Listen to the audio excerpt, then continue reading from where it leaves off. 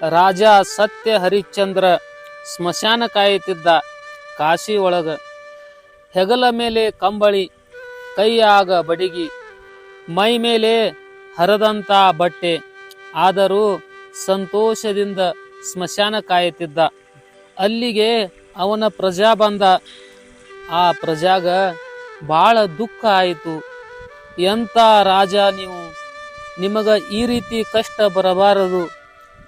ನೀವು ರಾಜ್ಯವನ್ನು ಕಳ್ಕೊಂಡ್ರಿ, ಸಂಪತ್ತವನ್ನು ಕಳ್ಕೊಂಡ್ರಿ, ಭೂಮಿಯನ್ನು ಕಳ್ಕೊಂಡ್ರಿ.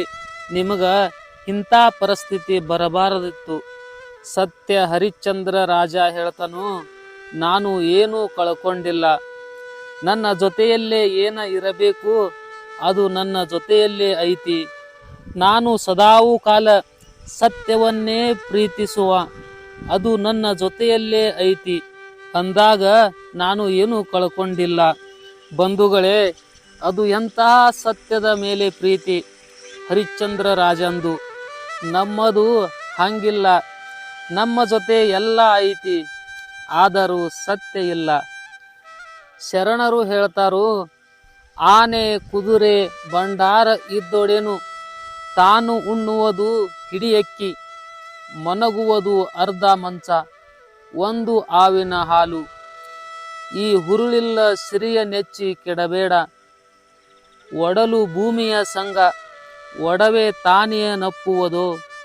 ಕೈ ಹಿಡಿದ ಮಡದಿ ಪರರ ಸಂಗ, ಪ್ರಾಣ ವಾಯುವಿನ ಸಂಗ, ಸಾವಿನ ಸಂಗ ಯಾರೂ ಇಲ್ಲ. ನಿಂಕಳಕ ಮಲ್ಲಿಕಾರ್ಜುನ. ನಾವು ಎಷ್ಟೇ ದೊಡ್ಡ ಮನೆಯ ಕಟ್ಟಿದರೂ ಮನಗುವುದು ಅರ್ಧ ಮಂಚ. ಒಂದೇ ಕೂಲಿ ಒಳಗ ಅರ್ಧ ಮಂಚದೊಳಗ ಮನ್ಕೋಬೇಕು.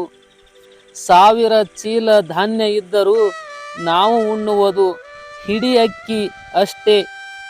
ಸಂತ ತುಕಾರಾಮ್ ಮಹಾರಾಜರು ಹೇಳ್ತಾರು, ಧನ ಮಿಳೋಣಿಯ ಕೋಟಿ, ಸವೆ ನಹೇರೆ ಲಂಗೋಟಿ.